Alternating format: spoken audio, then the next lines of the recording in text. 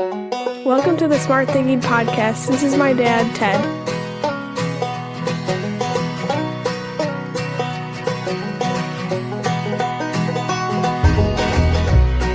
Welcome to the Smart Thinking Podcast. I'm your host, Ted Knightsky. This episode, I am having a conversation with my good friend, Tim Hodges, Dr. Tim Hodges from the University of Nebraska and Gallup. And the reason I wanted to have this conversation was for two reasons. One, actually, kind of selfishly, because I wanted to talk to him a little bit about my learning a few months ago when I became a certified strengths coach through Gallup. See, I'm a big believer in the 34 strengths, your top 5, your top 10, using them, being aware of them, advocating for yourself, being empathetic with others around their strengths, and building teams that can do their absolute best because you're focused on what they can do well when they lean into their strengths. This conversation kind of goes all over the place like every time Tim and I talk, but it's really focusing on what are the different ways in which we can grow ourselves and others to be the best versions of ourselves so that we can be strong enough to use our strengths. Enjoy this conversation with me and Tim, and most importantly, listen, learn, grow forward so that you can run into the storms you're facing for others.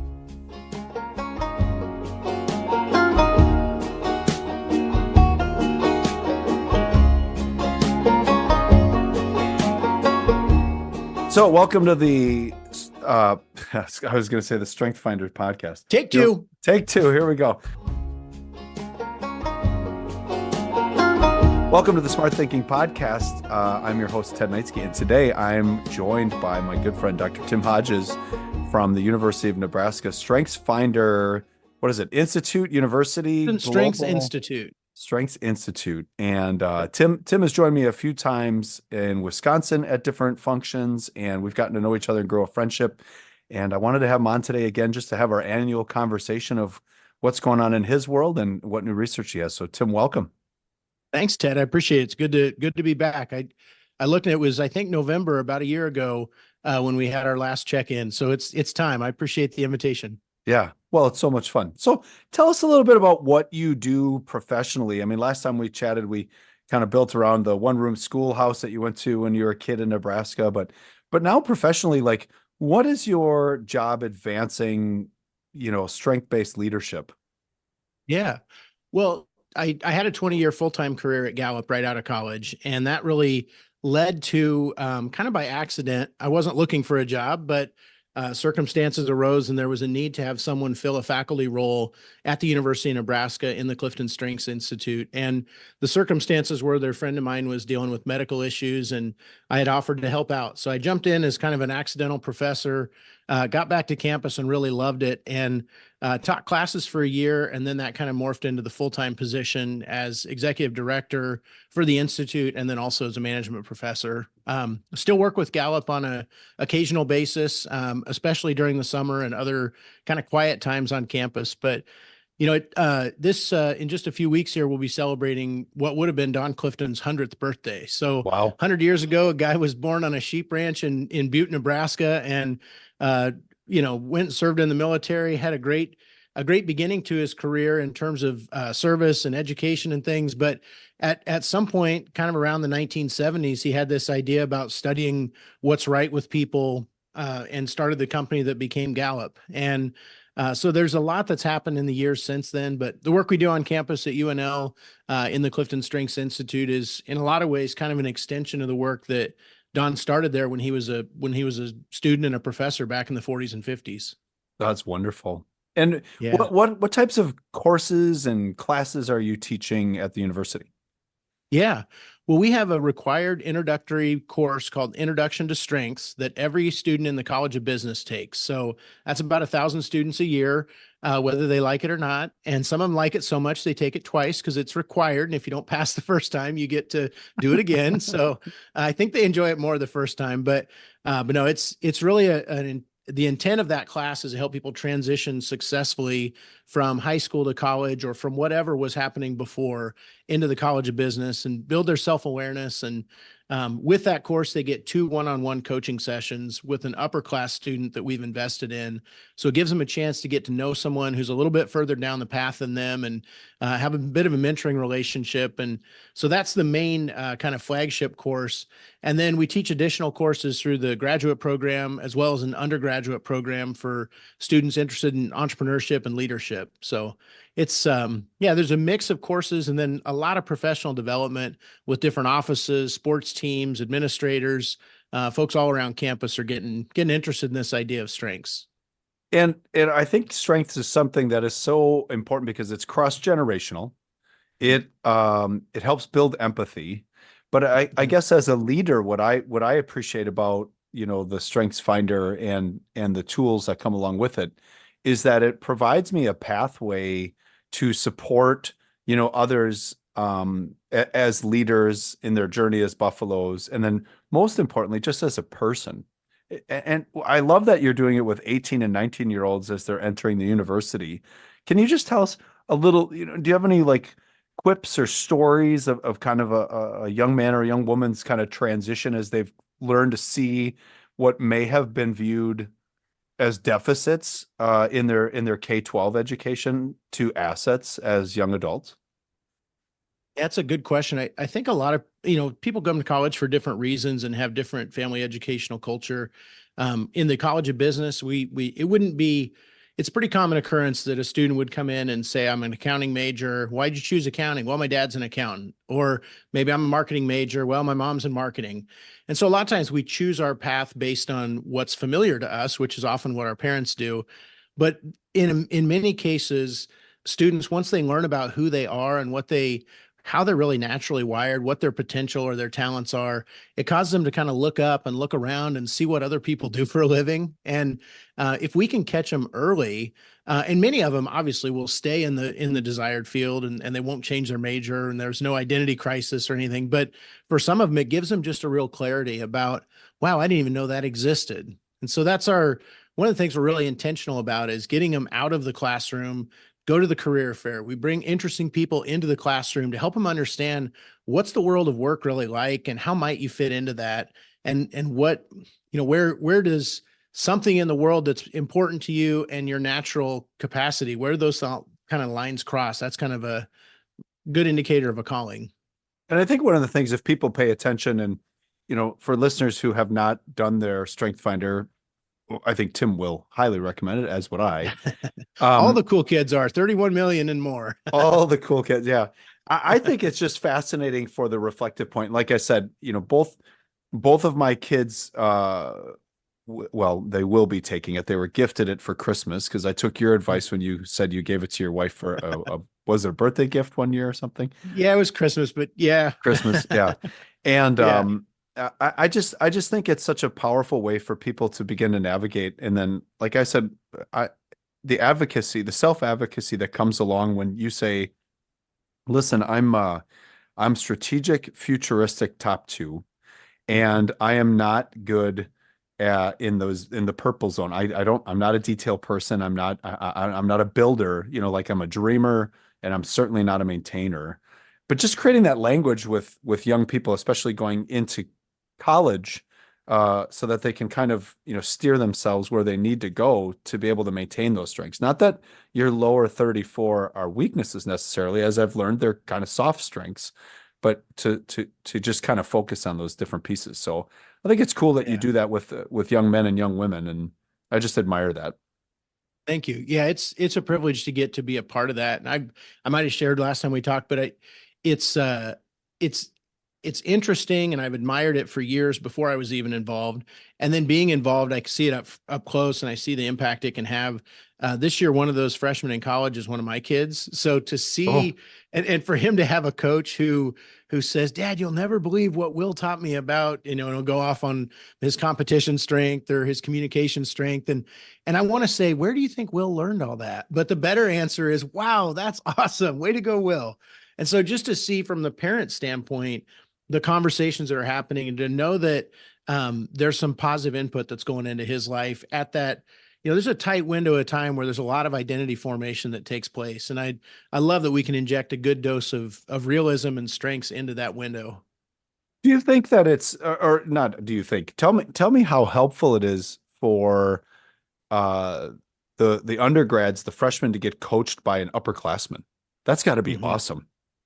I think it's the most important part. I think the assessment is fantastic, and it gives you a language and some precision, and there's statistical rigor behind it. It's accurate, but if all you do is take the assessment and read through the report, you might smile and nod and feel a little bit better about yourself for a little while.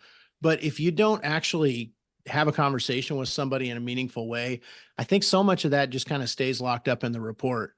And so having a coach that'll bring out some good questions and help to kind of loosen you up a little bit and challenge you on some things and ask you for examples. I think that's, to talk it through is really what seems to make a difference. And in the case of the undergraduate students we're working with, to have a near peer, someone just a year or two further down the road that can identify with a lot of the things they're going through, that's the magic. There's hundreds of universities and high schools and all kinds of organizations around the world that are doing this, but I don't know of any that are doing the level of coaching and the amount of coaching that we're doing. I mean, thousands of coaching sessions a year are required as part of a class, and it's a heavy lift, but it's magic. It's so fun. My most mission-filled days of the semester are the ones where I walk around kind of in the week that the coaching session is due, and every table in the coffee shop, at the union, all around campus, every park bench, depending on the weather, is two people sitting down, and one of them's got their iPad out and they're looking at their report, and it's really cool to see that kind of magic happen. What have been the kind of takeaways and learning for Gallup through all of these undergraduate students taking their strengths finders? And I mean, I know the research shows that age, generation, gender, none of it really matters. There's no like themes that come out. But I mean, what is your learnings or takeaways or research that you guys have used? Because, I'm in the business of advancing kids with others, and it'd be kind of nice to know, like, as they're entering the university level, what can we do at the K-12 level to support that Yeah. journey? I was around. I worked at Gallup. I started in 2000, and the Strengths Quest book, which is the one where we introduce strengths to a higher ed audience, that came out just around that time. So I've been kind of around the whole time that this was going on, but I don't think we realized how quickly it would take off in higher education. Gallup would say there's 600,000 or 700,000 students who took the assessment in the last year. Hmm. And if you think about in iPads or some of the databases, there's about 2 million first-time full-time college students that go to campus each year. So round numbers, we're talking about a fourth to a third of the college students in the country are probably getting exposed to strengths as part of their time on campus. So it's really taken off. And it is one of those things that's increasing at an increasing rate. I mean, there's more people each year in higher ed that have done that. So Gallup certainly learned a lot from that, both around kind of career exploration and building your confidence about how do you talk about your strengths in a job interview. And because the question's coming, you might as well have a good answer ready. And Right. it doesn't have to be Gallup jargon, but just to build a level of clarity and confidence and self-awareness. Those are all things that hiring managers are looking for. The biggest update around that is just a few months ago, Gallup released a new version of the report, the Clifton Strengths for Students report, and it's fantastic. You get your top 5. There's action items about what you can do as a student to really apply those strengths. So it moves beyond, oh, that's really interesting, to, wow, I've never thought about it that way. Maybe I should try that. And there's Hmm. even a couple worksheets or activities built into that report. So if a student is choosing their own adventure and doesn't have a coach or someone to walk through them, walk with them, there's some pretty good self-exploration activities built in. So I think we've really kind of amped up the resources available around that. And that student one is what? Is that 7th grade through 12th grade or what? Yeah, so there's 2 assessments total. One assessment is called the Clifton Strengths Explorer, and that one's really intended for middle school. We kind of say 10 to 14-year-olds, or you could say, 6th, 7th, 8th grade, maybe 5th graders if they're reading well and so on. That assessment has 10 themes, and you get, or 10 or 12 themes, and you get your top 3. So it's a little less robust. It's a little more accessible for students at a developmental level that's a little bit different. Really, anyone high school and above would take the same assessment. It's packaged in different ways. So the Clifton Strengths for Students is the same assessment that you and I would have taken as adults. It's the same one you take if you buy a strengths-based leadership book or a Living Your Strengths book for a faith community or whatever. So really the full assessment, there's 34 themes, takes you about 30 minutes, 25 minutes, and you get your top 5, or you can get your full 34 report. So the definitions, the core definitions are the same.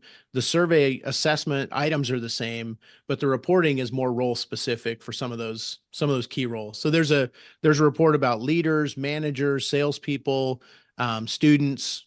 So yeah, there's several new deliverables that have come out in the recent years to really help apply those within your profession or within your calling in life. Yeah, I love that. I run student leadership trainings and academies, and there's always a demand for like, we want another one. And the direction I'm headed now is to, have the students take one of those 2 assessments depending on their level, and then bring them together and educate them around that, their own kind of, I don't know what the proper way to say this is, but kind of their own self-empathy, like to try to really understand themselves.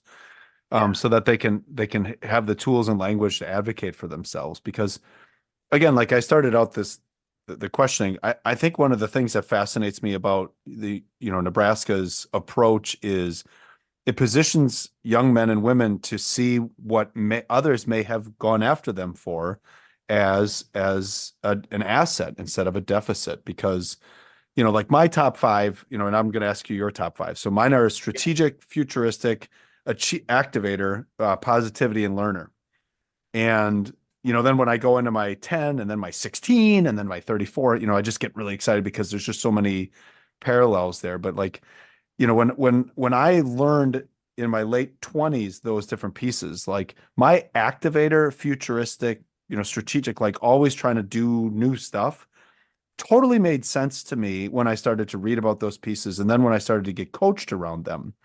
And it helps me amongst even my own leadership team build empathy. Like, don't lean into me thinking that I'm going to do harmony or consistency. It's not going to happen.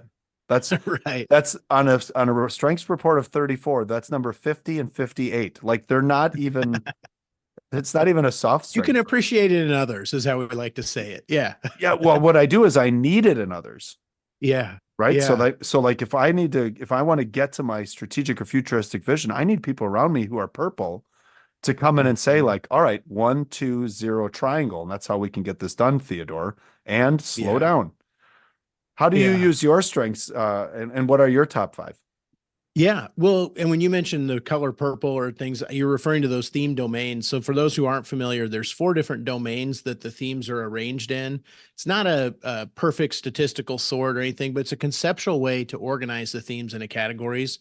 So the yellow ones on the report are the influencing themes. So that's your activator, or if you've got high communication or different themes like that really are about how do you stretch the circle wider, include people, bring it, push ideas to an audience.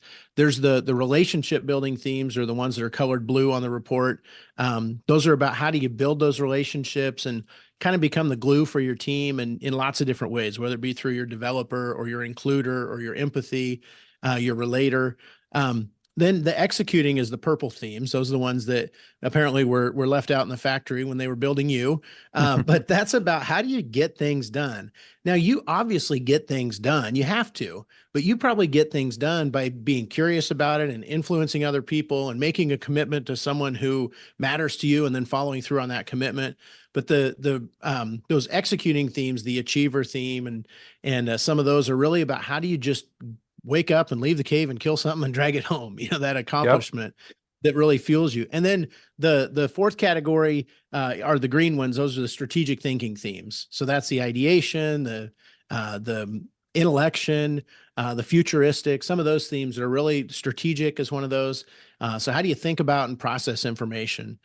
Some people have one of their top 5 in each of those domains and 2 of their themes in one. That's how the math works, right? There's one remainder one. But then other people are real concentrated in one domain and others are spread across 2 or 3.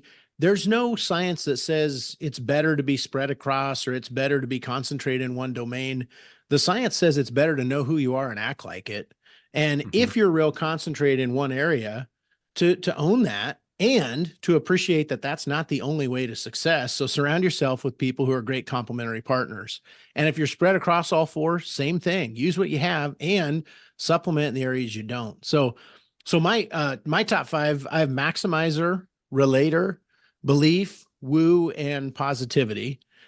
So my maximizer is about excellence is my standard. I love taking something that's working well and seeing if we can make it better. I walked into a fantastic situation on campus. If it were a startup organization or a turnaround effort, I probably wouldn't have been as interested. But the fact that it was in great shape and I saw ways we could make it even better, that was really attractive to my maximizer. My belief talent really drives me in a lot of ways. That's that mission or purpose. There's some things that I appreciate that people are interested in. It's just not my thing. But if I can really get passionate about something, I've got another gear that really drives me. Woo and relator are both. So woo is actually an influencing theme, and then relator is a relationship building theme. But they're both about people. Woo is about how many people can I meet? It's about the thrill of the campaign more than the office, and so it's enjoying just knocking on doors. My grandpa ran for county commissioner, and I still remember my cousin and I going to a trailer park and knocking on doors and seeing how many business cards we could hand out and asking people to vote for our grandpa and all that. I love that kind of thing. I have no call reluctance. I don't get nervous around new people. I can't remember the last time I got nervous around a person. Because that's just kind of how I'm wired. Relator, though, says it's more introverted. Relators are I need 4 or 5 people that are kind of my ride or die, as the kids say, just the people who know me really well. And when I'm with them, there's another level of depth and trust and care in that relationship. And then positivity is a theme that's about bringing energy to a situation and kind of stimulating thoughts and ideas and energy. And people don't fall asleep in my classes very often. I keep things pretty lively. And if they do fall asleep, that's good audience feedback that I need to, pivot a little bit. But, Yeah. So those are my top 5. And I learned those top 5 over 20 years, it'd be 25 years ago by now. And I've been really trying to develop those ever since. So it's really, really been a fun journey. I think one of the things that I love about your 5 are, you and I have I have 2 of yours in my top 10, and I have positivity at 4 and you have it at 5. And I think that, last year you and I were at the Gallup, awards banquet for the workplace piece for the Q12. And without missing a beat, you just started ripping into me. And then I started ripping into you. And I'm like, hey, I got to go. I'll see you later. And the woman you were standing with was like, what just happened? And it's the positivity woo combination of 2 guys who just kind of know like where we stand, what we are. And that's our, weird love language of like, yeah, I'll see you later. Punch, punch, punch. The audience feedback is probably that we should self-regulate when we're in public, because Correct. not everyone can handle all of that. But Correct. But I have a question for you, Tim, with this. How do you use this with your teams? Like, how do you, when you onboard somebody new to your group or are introducing each other? Because I think one of the things that I love about Gallup's Strength Finder is it's kind of a cult, right? It's like, it's almost a secret Masonic handshake where people walk up and then they find out, oh, you're 5. And then, oh, yeah, what are you? What are you? And then immediately you go into like, I now know how to navigate this person. So, with your years of experience, literally being the expert on it, how do you use it to support your team's onboarding, et cetera? Yeah. Well, I mean, and I've kind of got the deck stacked in my favor because Clifton Strengths is on the door. So I don't think anyone's surprised. And obviously people who are attracted to work with us are probably already at a basic level kind of aware of it. We've hired a couple of our alumni and things, but I would say whether it's my organization or integrating it into the onboarding process is really good. Maybe even integrating it into the selection process, as long as you promise not to hire somebody because of what the themes that they have. But if it gives them a level of self-awareness coming into that final interview, I think it's great.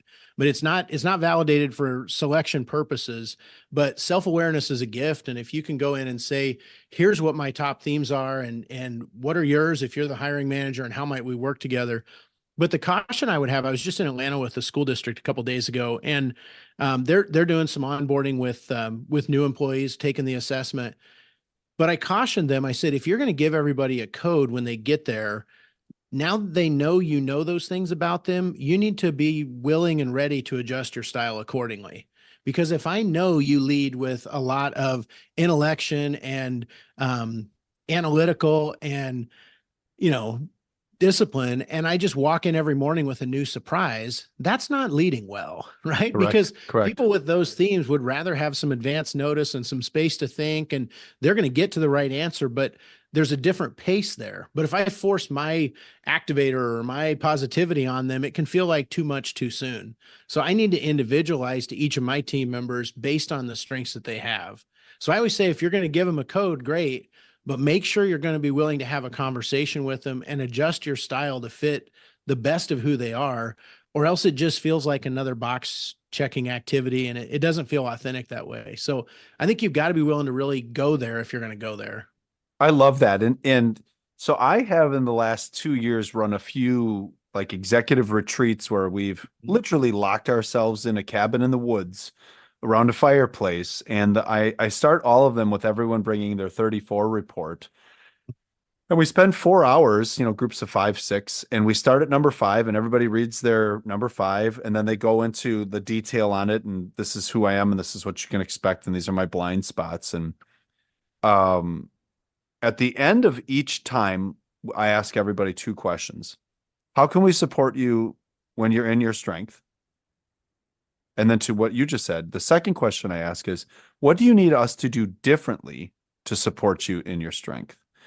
Because again, like I've seen people weaponize any type of assessment, Gallup, anything. I don't want to mention any of the other ones, but my point, I've seen people weaponize and be like, oh, that's so like somebody who would want consistency. That's so consistency and deliberative and disciplined. You're being so purple right now. And it's like, whoa, that isn't even a subtle shot at that person. So instead, if those are your strengths, like, so what would you need us to do differently? What do you need people around you to do, Tim, so that you can stay in your strengths areas, especially like, maximizer is a pretty unique one.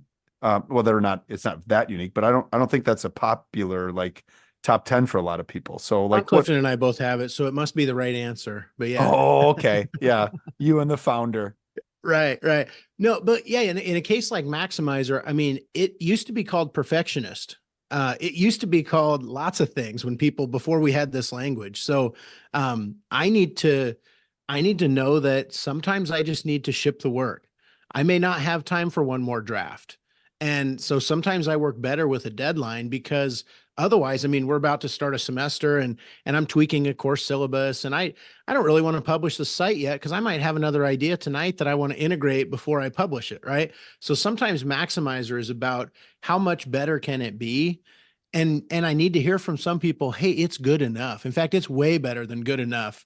My father-in-law, we joke with him. He was a shop teacher and an ag ed teacher and things. And we used to say to him, Lynn, we're not taking it to the fair. Okay. We're just sweeping the garage. This isn't, no judge is going to walk by and check our work here. So sometimes we need that kind of feedback to say, you're really good at making this perfect, but this isn't, this one doesn't have to be quite at that level. So anyway, that feedback's good. When you talk about teams, you made me think too, giving someone the assessment's great. Even better is to make sure they have a chance to decide which of those themes they love and to process it on their own before we go public with it. As I've worked with clients, every week for the last 20 years around this, one of the worst things that can happen is that everybody takes the assessment as pre-work to a seminar or something, and then they walk in the room and there's this grand reveal because everybody likes Excel, team grids, and all of a sudden everybody's themes are up on the wall, and there's new people who've never even had a chance to read those words yet, and all of a sudden people start making assumptions about them. So it's way better to let the person decide and to even say in their own words, these are the themes that I love the most and the themes I really resonate the most with. And if there's one that they're not sure about yet, the assessment says you've got potential there, but you get to choose whether you want to accept that potential or not and whether you want to develop it.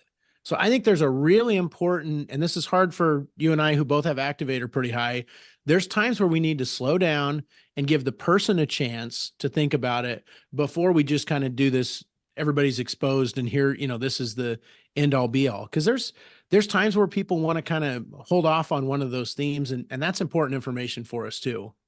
Well, and to your point, I mean, I've been on the receiving end of oh boy.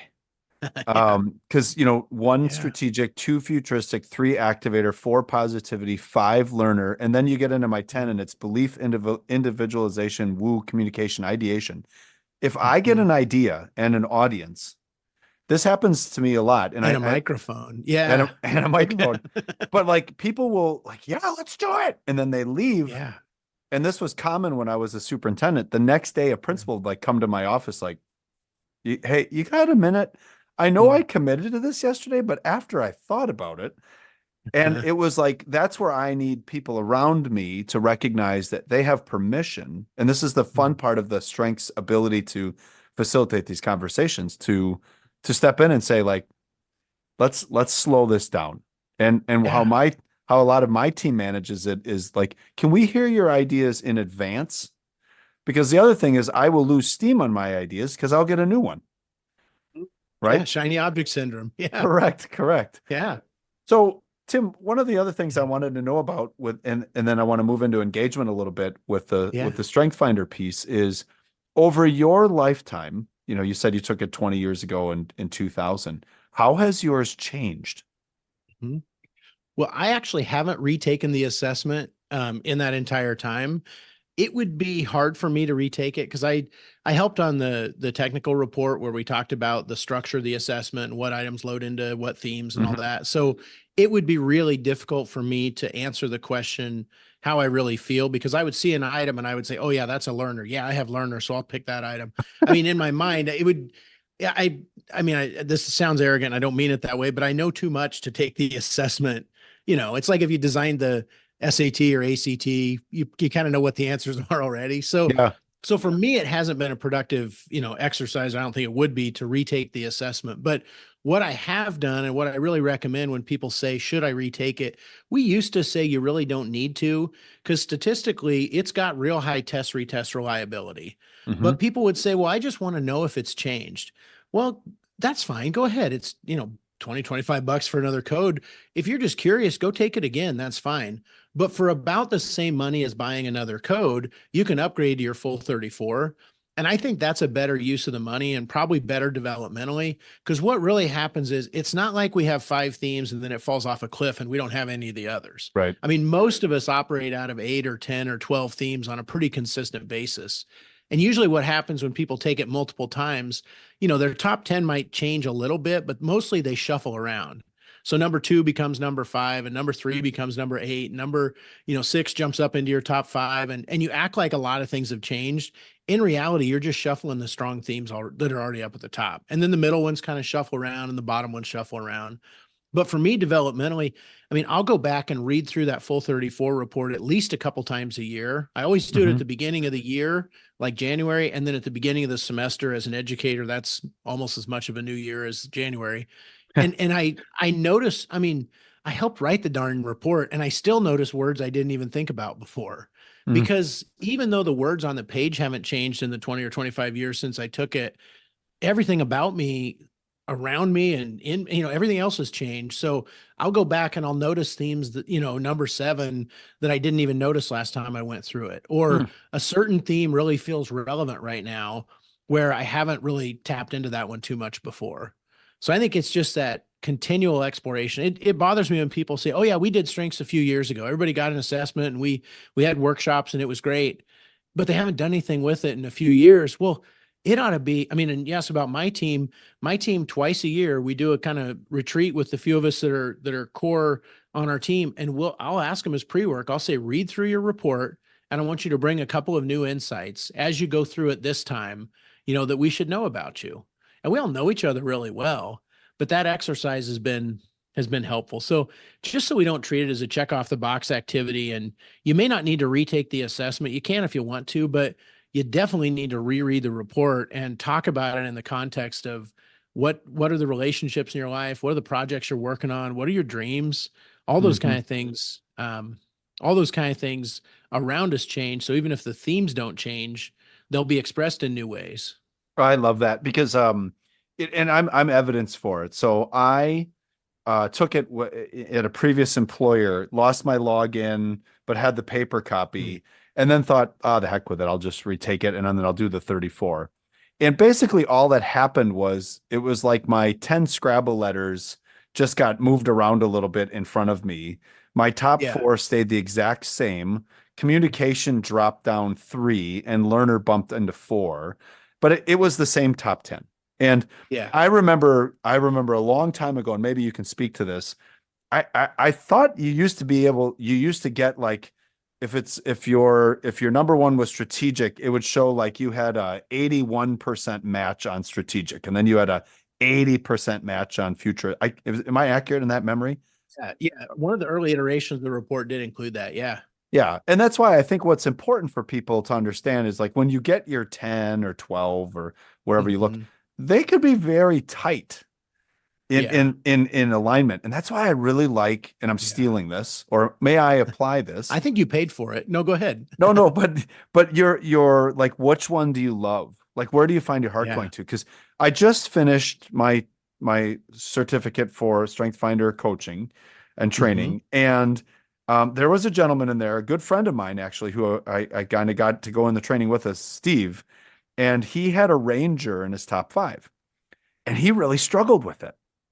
Like he was actually actively like, I don't believe it. And then as we would get into the training around what an Ranger was, he could start to see himself in it.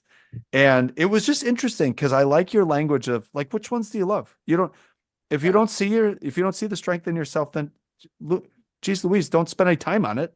Focus on so I really like that perspective. We've kind of subtly included new language in the reporting. Instead of just talking about top 5 all the time, for people who have their full 34 report, we'll say, what are your best 5? I mean, I think 5's still a good number, but you might choose your number 1, 3, 5, 6, and 9 as your best 5 themes. You know, so it's more which ones do you want to use than which ones did an assessment say that you have. I mean, obviously the assessment's valid and a great resource, but you get to decide what you're going to do next, not Gallup, not the assessment. So I think there's more agency if you have I mean, obviously you already chose them. You're the one who filled out the assessment, but if you then choose which of these themes do I want to apply in this situation, I think that's where there's the win. And that's where having a good coach involved is helpful, because if communication is your number 29 theme and you say, well, I want to use my communication in this situation, a coach who's solid on the theory would say, well, you need to get to the outcome of communicating effectively, but let's think about which ones of your themes can help you get there. Because there's probably a real faint pulse in your communication talent, but it's pretty far down on the list. Don't try to do that. And it's this temptation to be well-rounded and, well, if it's at the bottom of the report, if I just try hard enough, I can probably have it. Yeah, maybe, but boy, you'll waste a lot of time in the process. What could you use instead? What's up at the top? Yeah. That's why I like the idea of kind of leaning into others, because if I want to, like you said, if take communication, let's stick with that one. If that's in the middle of my report, I'm probably okay at it. But if I can lean into somebody who's like, hey, your communication is 2 for you, help me understand this, or what should I do? And then, and seeking out that coaching amongst the other people with their strengths. And that's one of my huge takeaways. So my next question for you is this. We have in my organization committed to becoming a strengths-based employee group, a strengths-based organization. So we are at 90, we're at the 91st percentile for Q12 this year. We're very proud of that. Yeah, we're very proud of that. Thank you. But it keeps me up at night. And what keeps me up at night is like when you reach that level of engagement where only 9% of the world is more engaged than you, which actually isn't even true.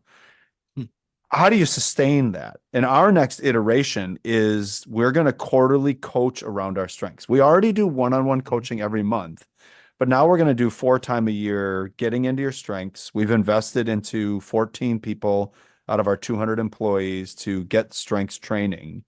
What advice would you have for organizations that want to go on the strengths journey with their employees, their students, staff, to implement so that you actually get the most out of the opportunity to have your strengths come full circle and be the core focus? I love that question. My maximizer loves to think, how can you get to the 95th percentile? How can we, Oh, keep bouncing, just to squeeze a little more? I think there's two things to start with. One is you can be a really strong organizational culture, and that's awesome for the people on the inside, and it can be really weird to join that. So you've got to be really intentional about how do you onboard a new employee to that culture so that they don't feel like it's a cult, right? right. And so that they understand, because sometimes the language of strengths, we use words like woo and activator and relator, and people are like, what is that? What are you even talking about? So we've got to make sure we're welcoming people in layman's terms, right? And giving them time to own who they are, and not like putting their top 5 on their name tag. And then as they meet every new employee the first day on the job, they're being analyzed. That can be really intimidating. So anyway, that's one thought. Just as you think about sustaining a strong culture, obviously you gotta be really intentional about choosing people who fit, but ease them into it. Don't fire hose them on the first day, or it can cause a good person to not come back on their second day. So that'd be one thing. The other, and I know you've got a lot of HR leaders that listen to this podcast, and they're going to cringe or want to listen to this on 2x speed because they don't want to hear it. But I'm mostly joking. On my team, twice a year, we go through our physical printed job description, and I ask them 3 questions. I say, is there anything on this job description that's unclear? Is there anything in this job description that you aren't doing or don't feel like you do very well? And is there anything that you do that's not included in this job description? And it doesn't mean we have to formally update the job description, twice a year, but it gives us a chance in the context. And this is right after they've read through their strengths report and shared about that. I mean, people have this incredible desire to grow within a role. And we assume retention means we got to promote everybody or else they're going to probably leave. Some people want to be experts within the role and really helping them grow up through that. So one way to do that is to make some small tweaks, just a tactical example. We moved the role of who approves timesheets from one team member to another. We put it there last year because somebody already knew how to do it and it was quicker that way, but it's really not connected to her work. So that's a role that we switched from someone to someone else. In another case, it was that they were going to assist in event planning, but in reality, they're pretty much the event planner. So we're just calling it that now. Those are subtle tweaks, and it doesn't mean you have to apply for another job or whatever, but just to say, knowing who you are and knowing how you want to grow, how can we make sure we're making tweaks along the way? The other question I ask is I'll say, what do you want to be doing 5 years from now? And to really encourage them to think about that career path. Now, some people don't want to ask that or they don't want to answer that because what if 5 years from now I want to be doing something else? Look, I want to know that now. Maybe you want to stay here for 3 more years, but when your kids graduate, you're probably going to relocate and you're going to do something else or whatever. Let's know that now and help you finish well. Or maybe the reason you want to leave is because you don't think you're going to get to do fill in the blank. Well, maybe we can find a way to trend in that direction. So I always and you're futuristic, would love that, but I always like to think, what direction are we headed? I tell my team all the time, I want to be able to take a step back from our role and kind of look at it every once in a while and make sure that you've grown in the last 6 months, last year, and that the organization's getting better. And if at any point your need to grow passes what we can offer, then we got to address that and help you go somewhere else. And if at any point we're growing more than what you can perform, then we're going to have that conversation. But as often as we can keep those 2 paths in parallel, that's a win for everybody involved. Oh, I think that is fantastic. And again, it's that application. And then what is your reaction or response to the idea of quarterly sitting down and having that opportunity to have a colleague? Because I really liked I like, what did you say? A near student or a near aged kid? Near peer. Yeah. Near peer. Yeah. Oh God. Rhyming and alliteration. Or no, not right. alliteration. I know.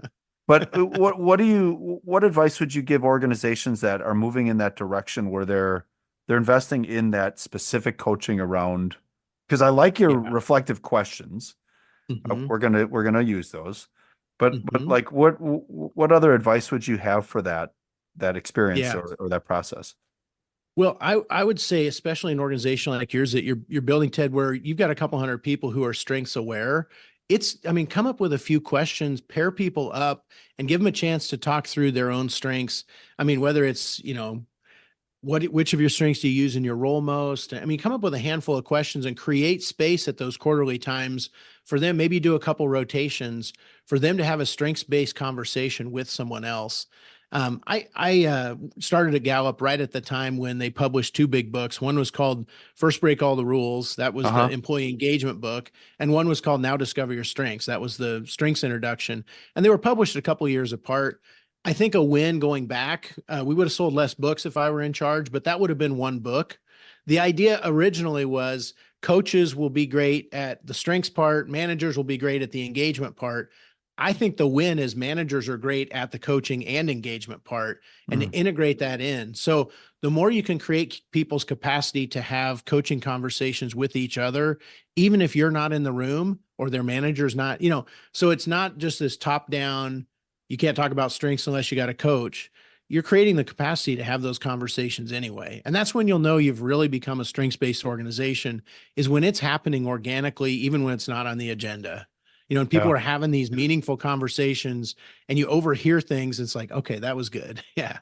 One of my things that I've really started to evolve in, and I want to hear your response to this, is whenever we have organizational conflict between a couple of leaders, one of the things I do is I step back and I go back and look at what their strengths are. And I see these very interesting thematic pinch points of people who are detail orientated, analytical, and then people who are kind of dreamers, sitting in a room with somebody who's more relationship based.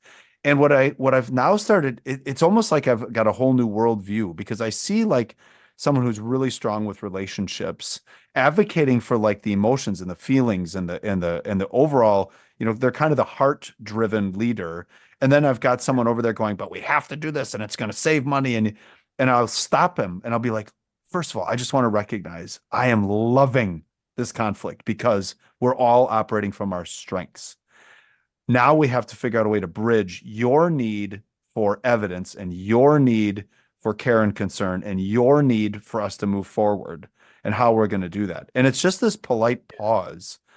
What do you think of that? And how do you coach around situations like that? I love when there's a little bit of conflict, because that means we trust each other enough to be real. You've got to really worry about a culture if people act like everything's okay all the time and aren't willing to actually go there. So I heard somebody say a while back, if two of you are arguing, one of you has your back to the customer. So if we get too much conflict, we're probably losing sight of and it's almost like physically, we're trying to work through this big project, we're planning the summer retreat and we're trying to figure out who does what best. And there's conflict going on. If the conflict ends up being one employee arguing with another employee because you're doing it wrong, that's probably not real productive. But if you physically kind of like stand shoulder to shoulder, looking at the problem and figure out, what can I use? What can you use? How can we get there? Then it's us working against the problem, not, us against each other. So sometimes it's a physical, just even a physical posture of how do you set up the room and, put the two people who are in conflict right next to each other. Don't put them across from each other. They'll sit there and glare at each other the whole meeting, but set them next to each other. And, then they're staring at the problem together, and little things like that can matter. But I appreciate when there's trust enough to be able to say what you really think. And the old improv line, yes, and right. Yeah, right. Not right. We don't have to choose which option. We can probably do both. How do we get there? Yeah. In the Midwest, there's this great no yeah buts. Like people say, yeah, but I think that's a good idea. Yeah, but I was in a meeting a couple of weeks ago and somebody said, one of our new norms is no yeah buts. And there was a guy there from New York and he was like, what in the hell are you talking about? All right. I want to transition here for the last couple of minutes and hear from you. What are things you are hearing and learning about with engagement trends globally, and then in the United States that we should be aware of as we're heading into the second part of the Q1 and 2 for a lot of businesses, Q3 and 4 for others, and for school second semester? Yeah.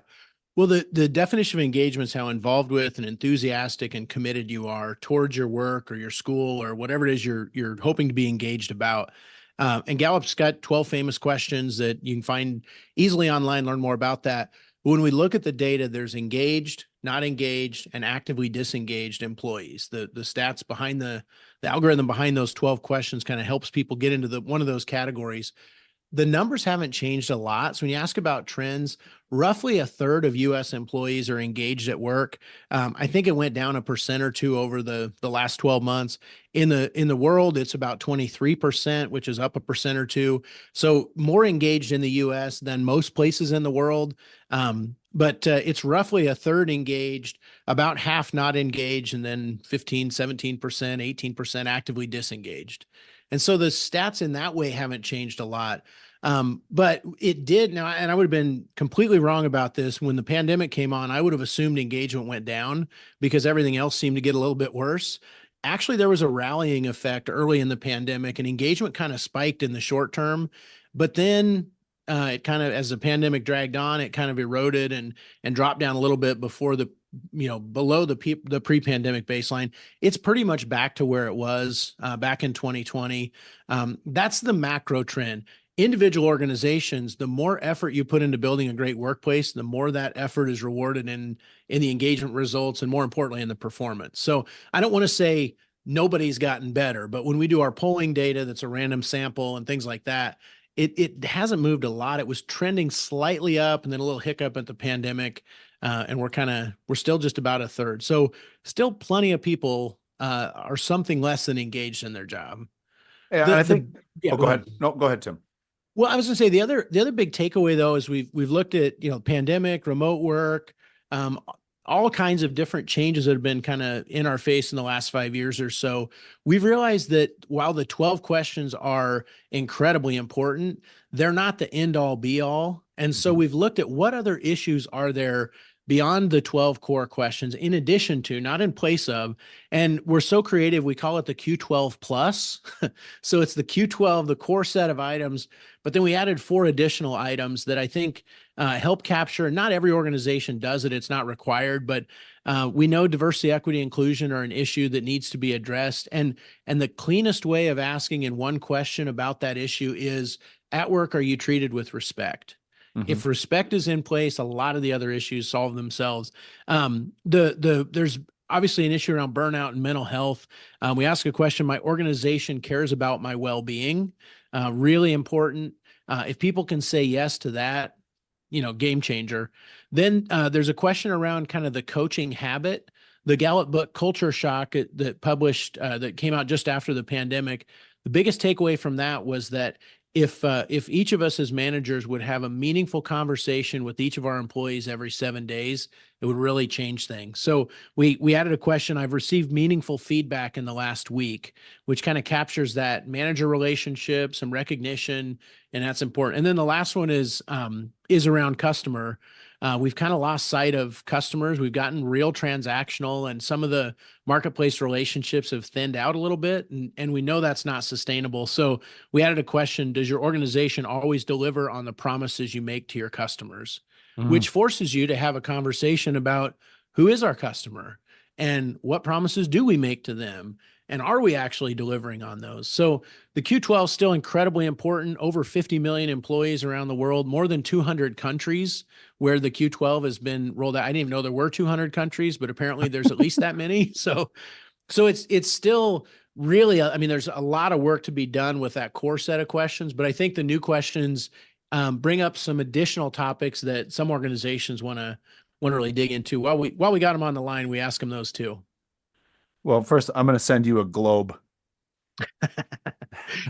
Somebody's a history teacher on this call, and it wasn't me. Right over there. Didn't know there were 200 countries. Come on, man. Well, it changes all the time, That's true. 201, 226. And I really appreciate that, because what I like about the plus part now is I think where we have come as a country, moving out of kind of our Puritan, rub some dirt on it and get over it kind of mindset, is actually caring about mental well-being and fitness, caring about overall employee well-being, including financial, stability, financial planning, financial literacy, and just like the care and concern for however you define family, if that's your best friends, if it's pets, if it's nieces, neighbors, whatever it is.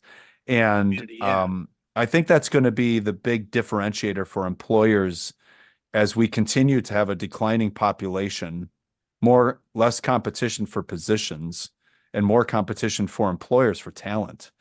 And that's one thing that we see is when we have a job posting, my colleagues actively go seek other people who are good people to come work for us. And that's a real positive trend that I think that people who focus on, especially the new 5 or 4 questions, will start to see. You know, my favorite, I don't know, I like them all, but my favorite one is the one around well-being, or that how do we address burnout and mental health? It's that my organization cares about my well-being. I was doing some work with a new coach on campus at the university, and he was welcoming some new recruits, and he invited me over, and we had a little he was talking to the recruits and their parents, and he said, you know, some of you are coming out of the transfer portal, you're just going to be here for a year. Others of you just graduated high school and you're going to be here for 4 or 5 years. Regardless, I hope that someday you can look back on this time and say your life is better because you were at this university. What if every CEO or executive director or superintendent or president could say, I hope that someday you'll look back on and you'll be able to say your life is better because you worked here. I think that's kind of the pinnacle of well-being that maybe more organizational leaders could strive to. So then people aren't treated as a commodity. But, you know, we create a workplace where we're investing in people and helping them be taken care of. Of course, they're going to be better employees, more productive, and those things are going to work themselves out. But if your motivation is to help the person grow and have experiences that someday they'll look back on, we're all going to leave the organization at some point. But if you leave with a good taste in your mouth, you're going to be a brand ambassador, say good things in the community, and that employment brand is carried with you throughout the rest of your life beyond your career.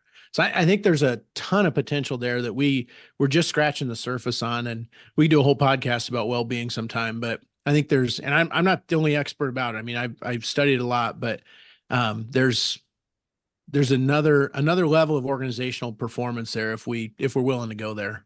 Well, and I think it ties into where we started our conversation, where if we ignore the strengths of those that we bring on board, we force them into positions like, you know, what are you doing that's not in your job description and that you might not care to do, like your reflection question there. And then you're pushing people into active disengagement, which then leads to burnout, anxiety, mental, you know, kind of like, you know, that cognitive instability. Yeah. I don't want to be that person. And, you know, and I don't think there's a lot of people who necessarily know they are. I hope there aren't maniacal people out there intentionally, but I think the growth that like your institute can offer, and then paying attention to the Q12, that just builds just a totally different mindset and direction of leadership. It definitely does. And it's a longer term. Some people are nervous. So I don't want to ask if you want to stay here for 5 years, because what if you say no? They're thinking about it already anyway. You know, you got to be willing to go there. Or what if you're really going through something hard? Well, I don't want to have an emotional conversation with one of my employees. You'd rather have them stuff it? Do you think that's going to cause things to get better? You know, so I'm not qualified to have every conversation, but on my best days, I care enough to say, you know, I'm willing to go there with you. And if I'm not the right person to talk to, let's find who is, so that we can help address this challenge. Because look, I'm having challenges too. Everybody's going through something. There's a graphic I saw the other day that is this big pie chart, and it's like the label on the pie is, you know, someone's experience. And then there's a little dot that says how much you know about their experience, right? Right. I mean, if we really care about our employees enough to be curious and don't violate a bunch of boundaries and be weird about it, but just kind of get to know family and interests and things like that, there's a lot of times we'll be able to help in a way that isn't necessarily in the job description, but it's the right thing to do. That's my belief talent. Yeah. Yeah. Well, I once had a principal that I worked for who, I was in the social studies department, history teacher, and we worked with this guy who he was a talented football coach and was constantly in the pit of pessimism that nobody appreciated him, that nobody cared. And it was just his narrative all the time. And he was always threatening to quit. And he was always threatening to quit amongst his colleagues. And we would all go into oh, no, don't, you know, you're great and you're this. And I as I've aged and seasoned as a leader, I've learned that, you know, that's really just somebody fishing for feedback. But I also saw something that I modeled, which was one day the principal came in and that gentleman made the threat of, I think I'm going to leave because 1, 6, and 7. And the principal said, I care enough about you that I want to help you with that. So where do you want to go and how can I help you get there? Now, I don't know if he was doing some Jedi mind trick because immediately the other guy stopped his narrative forever. You called his bluff. Yeah. But at the same time, what it modeled for me was if someone were to say to me in the 5 years from now, I would like to be in Hawaii or working in Alaska or whatever, I would say, all right, let's put together that plan so that I get the best version of you while you're here. And then I can support that, but then also help you through that transition because we value you. Totally. Opposed to the, if you don't like it, get out of here. Well, I mean, you don't want to lock the doors from the outside and keep them if they don't want to be there. That's not a humane thing to do. I don't even think it's legal. There's a term in fundraising. They say, if you're working with a donor for a long time and they show up at events, but they never give or all that, there's a line they'll say, bless and release, say, thank you for your interest. This doesn't feel like a great fit. Maybe there's another place that would meet your motivations. We'd love to help you find that.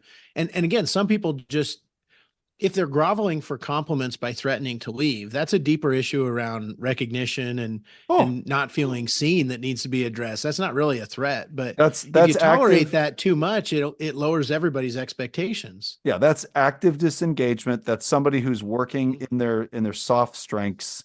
That's somebody who we're not paying attention to. That's what I believe in my heart, because cows can be turned to buffaloes pretty quickly if we can get them where they need to be because they want to be there. Yeah. Just turn them around and slap them. Yeah. The way they run. Yeah. So last question for you, Tim, and then we'll wrap up here. But tell me, what are you reading? So I bought 14 books right before the holidays because I have a little more downtime and I wake up a lot earlier than my kids. The last book I read was How to Build a Life by Arthur Brooks and Oprah Winfrey. You might have heard of her. Mm-hmm. I know you've heard of both of them, but great book that summarizes a lot of the science of well-being. The book I'm reading right now is by David Brooks called How to Know a Person.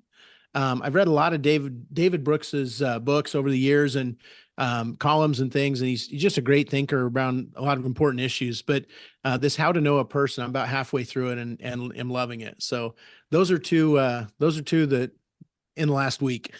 That is excellent. Now, Tim, you have a summer institute for Strengths Finder. Is there anything that you want to share with us about that, or how people can get engaged with that or participate? Sure. Yeah. Thanks for asking. Yeah, we'll do one in end of July. We've got a day, I think it's the last Tuesday in July, where we host. It's primarily designed for educators who are thinking about integrating strengths into their work with students or with their colleagues. We do have some business partners who come as well. We hosted in Lincoln at the University of Nebraska College of Business. Our website's just business.unl.edu/strengths. And that takes you to the Clifton Strengths Institute landing page. And there's a tab there where we'll be publishing our speakers and things like that. So it'll be a full day conference and real affordable, but good chance to kind of network with other educators who are thinking about some of the same things. Good mix of a couple keynotes, some good breakout sessions, some ice cream, all those things. He is ice cream. As long as it's mint chip, I'll be there. All right. We'll get you. All right, friend. Hey, this has been a great conversation. I think you really offered some great little kind of tips and quips and strategies there for those of us who are in the cult of strengths and engagement. So I really appreciate you, friend, and thanks for your time today. Thanks, Ted. I love what you're doing and all the people you're serving in the process.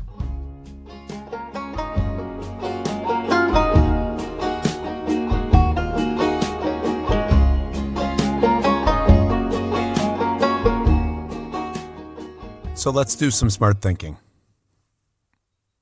What are some ways that you can apply your strengths in order to support others to grow stronger? List 2 different ways that you can apply your learning from Tim today. And finally, describe ways in which you can lean into what you know about yourself to grow stronger for others. That's it. That's the Smart Thinking Podcast. Hey, as always, thank you for listening, and please make sure to share this episode with others who are interested in the strength journey or wondering about the strength journey, or just need to hear two people talk about the different ways in which we need to lean into what we are good at in order to be the best versions of ourselves. And finally, thank you to the Wellpennies for their great music and all the different ways in which they support us. So please make sure to follow them on whatever social media platform you listen to music on. All right, as we close out here, I want to ask you to stretch yourself a little bit. Most people that I know have taken their Gallup Strength Finder once in their lives, and then they just kind of put it away, and maybe they run into other people who run around with their top 5 on their name tag or other places. And what I want you to do is I want you to really go back and review your top 10, and then go into and see if you can get your full report and read it. And read about yourself, reflect about yourself, and find ways in which you can grow stronger, because our strengths are our strengths. AREOUR are our strengths. And what I mean by that is they're no one else's. It is who we are. It's who we are when we are our best, and it's who we are when we feel most comfortable. So lean into them, learn them, use them, and learn to advocate for yourself with them. And finally, and most importantly, become empathetic with others. You see, I've got strengths that I think are pretty awesome. But for other people, I've got blind spots that, because I am strategic and futuristic and a learner, and I get excited about new things and doing different things, different ways, that can create a lot of frustration in other people's strengths. So become aware, grow your empathy, and grow stronger for others. And this week, find ways in which to really reflect upon my last question for you. How can you be the best version of yourself by focusing on what you're good at?